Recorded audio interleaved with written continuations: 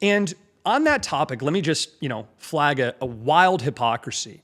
And this is something I explain to folks all the time who are purported socialists and purported good doers and, advocating for certain policies out of the goodness and lightness in their heart.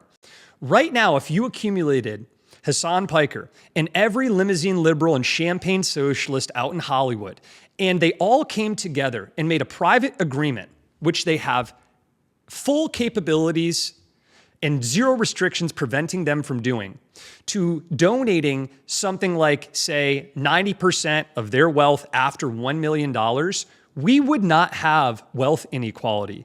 The problem they're all railing on and on about behind some podium at an award ceremony, we would not have Baltimore City schools with no heat during the winter.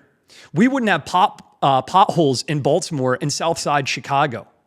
We wouldn't have decrepit cities and failing public infrastructure if any of these people practiced what they preached. And nothing is preventing them from doing so. But instead, it's rules for thee and not for me.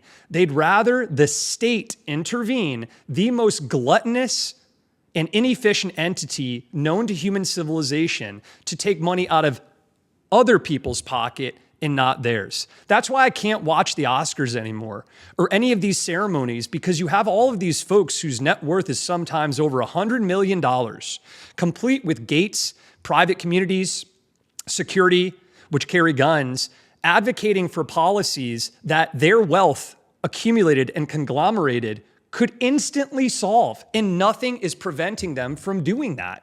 You can make a charity right now, tomorrow, next week, next Friday, it doesn't matter. And when you view it under this lens, right, you see the glaring hypocrisy. They want others to take a risk that they won't.